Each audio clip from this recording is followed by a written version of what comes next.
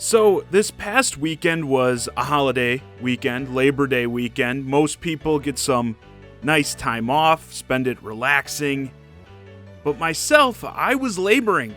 You could say I was in labor because I spent this past weekend suffering through Sonic Colors Ultimate on the Nintendo Switch. A complete joke of a remaster, a waste of a remaster of one of the better Sonic games, certainly one of the best 3D Sonic games ever made. Kind of sad when you think about it that way. Let's start with what I like about this release. The music is still great. The intro video was nice in HD. That's pretty much it. Let's move on to the bad. As most of you are surely aware of by now, if you're on any sort of social media, some of the many bugs and glitches in this game have been going viral, and we have to address right off the bat. There are these fanboys out there, these Sonic simps. Don't be mean to Sonic, he does the funny memes on Twitter. Yeah, that's all Sonic's good for these days, for laughing at. But yeah, there are people claiming some of these really bad videos, they're not real. They were the result of people playing on an emulator, which I think some may have been. But there were people, in fact, experiencing many of the really bad, borderline seizure-inducing glitches on actual hardware with the actual game. I don't want to force you to spend too much time looking at this stuff. Many of you have probably already seen it. This, right off the bat, is just unacceptable. No game should ever be shipped in this sort of shape. And even then, you'll have these defenders giving the typical whole, oh, it's going to be patched, just wait for that. That's not an excuse, especially because there are more problems beyond just the obnoxious glitches, which, granted, it's not like you're always going to get, but I will get into more of the consistent issues.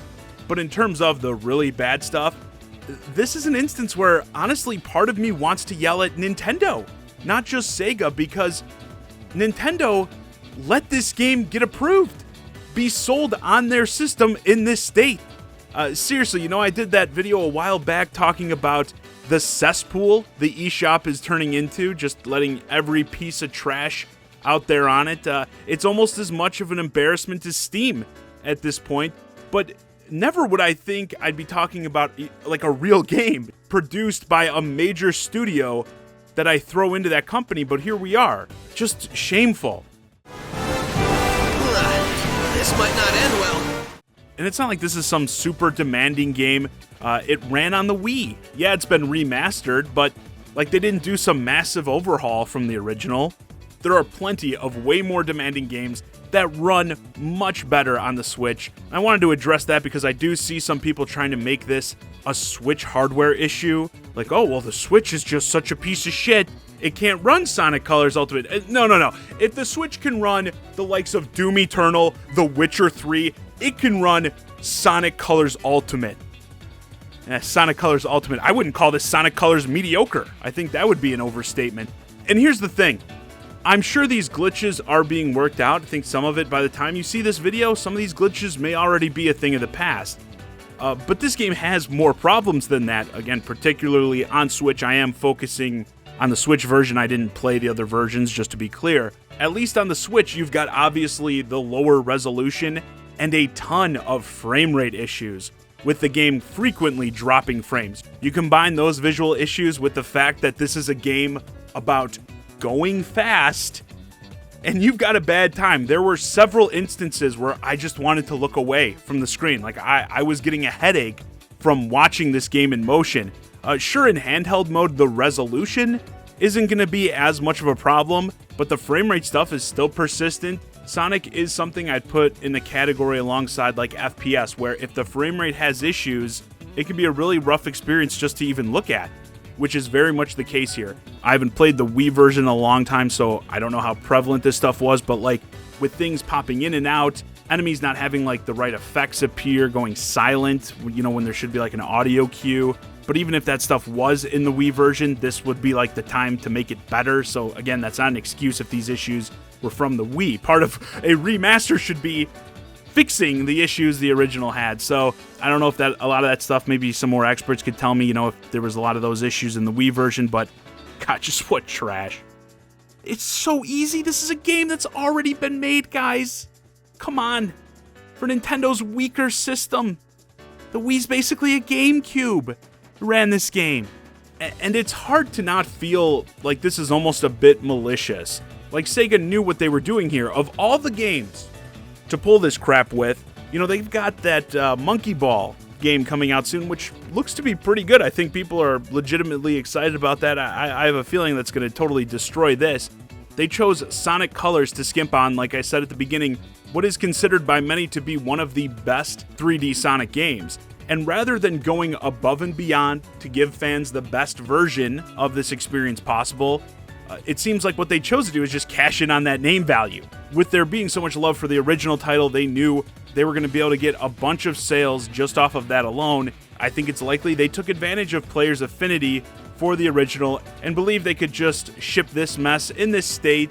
And yeah, maybe they'll fix it down the line, but the sales will be secured. It kind of reminds me of the recent Warcraft 3 Reforged situation where Blizzard clearly felt like they could outsource and ship that piece of shit in whatever condition, and it's going to do well because of the name. People have so much love for Warcraft 3, and they're going to buy it regardless. I don't think this is on the level of a disaster as Warcraft 3 Reforged, because I do think a lot of these issues can be ironed out down the line, where Warcraft 3 Reforged was just a top-to-bottom disaster.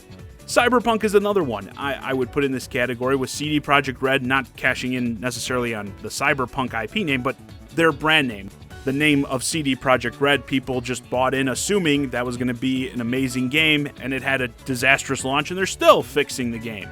And like I said, in all these instances, you got people being like, oh, just wait for the patch. Even if it does get fixed, I could have spent my money now on a game that's ready to play now and bought this game several months later at a discount when it's fixed.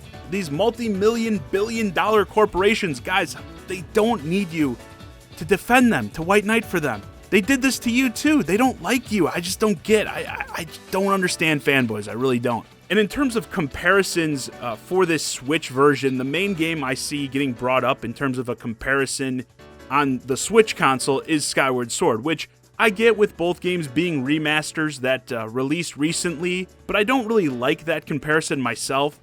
One, everything Nintendo does should be the best on Switch.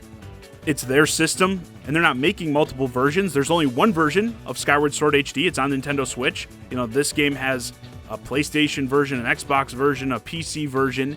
I also don't like it because, personally, I know I haven't done a full video on Skyward Sword HD yet, but I don't find it to be that impressive. It's 100 times better than Sonic Colors Ultimate, don't get me wrong, but, it's also a pretty basic-ass remaster, and Nintendo charged a full $60 for that one Wii game.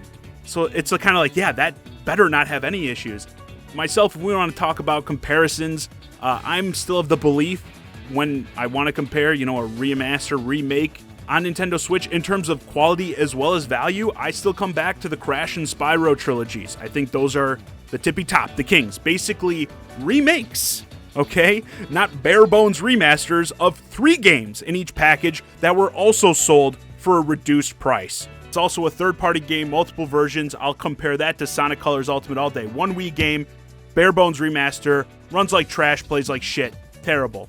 And before I close, I gotta say, I think this may be another video in itself, but a big part of what makes this so awful, in my opinion, is Sonic is actually kicking some ass lately, coming back into the mainstream as a movie character.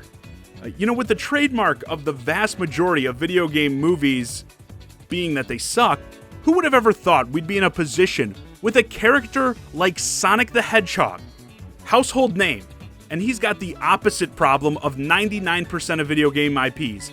He has great movies coming out, but the games absolutely suck. How is this real life?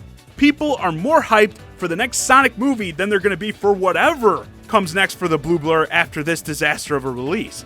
And that's totally messed up in my opinion. And once more, this Sonic Colors game, it's something that's already made.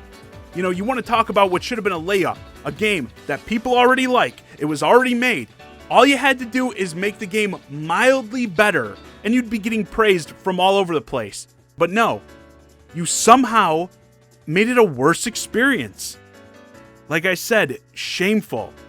Anyway, with that, this video's a wrap. Let me know your thoughts on the Sonic Colors Ultimate debacle in the comments. Have you played it yourself? Which version? Definitely let me know if you played it on a different console and you've had any problems.